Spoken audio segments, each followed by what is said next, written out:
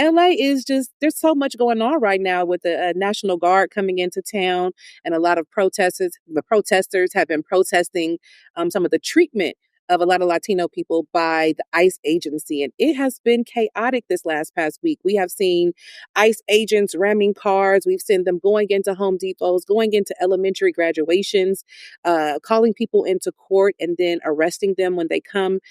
Just a lot of devious moves in order to really get these people deported, not really abiding by the Constitution or legalities that people have set forth.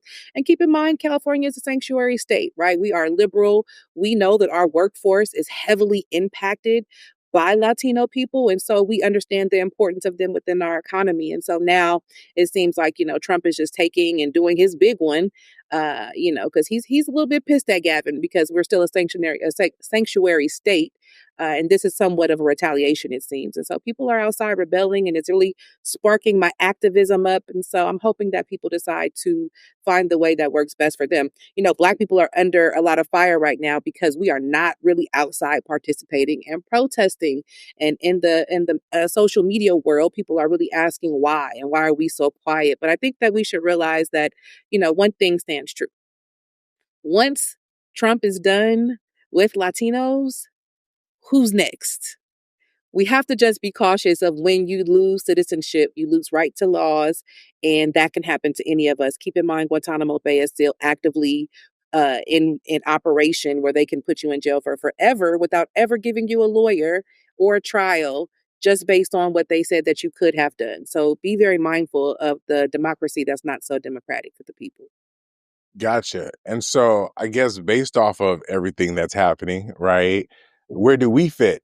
I feel like you were kind of saying, right? And I really wanted to point out the fact, with you being from California, I feel like that's a little different, because a lot of Black people in the South may not have the same type of proximity and relationship to some of our brown brothers and sisters out there, right? I know through hip hop, rap, gang culture, things that you hear about just in general about how different it is in Cali.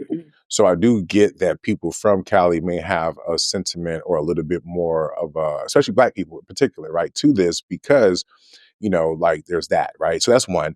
I do think you were also making the point that, hey, when they come for these people, we didn't do anything. When they came for these people, we didn't do anything. And when they finally came for us, there was nobody there to do anything for us, right? That kind of mindset. So I do think that's a great point too, right? In terms of whether or not we as Black people should feel like, hey, let's step up.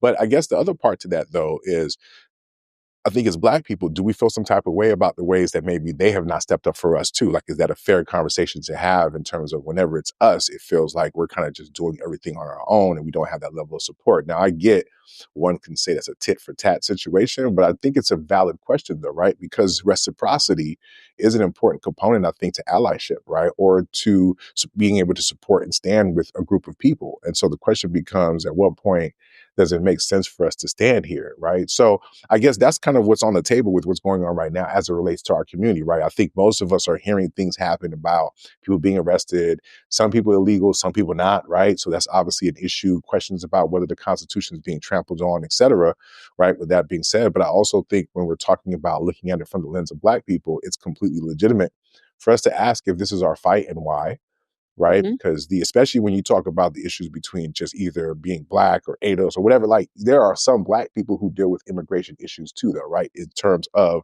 how we see them, whether we're talking about Haitians to Nigerians or whatever. So I Yes. think there are layers of immigration issues, and there's even conversations within our community about these things.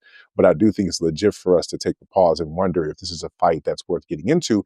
And if it's that kind of fight, maybe this is an opportunity for us to negotiate a little bit, like, yo, we're going to stand with y'all on this, but we damn sure going to need y'all to stand over here when we do that. And so maybe this is an opportunity to build, if it also aligns with us kind of going against Trump in some kind of meaningful way.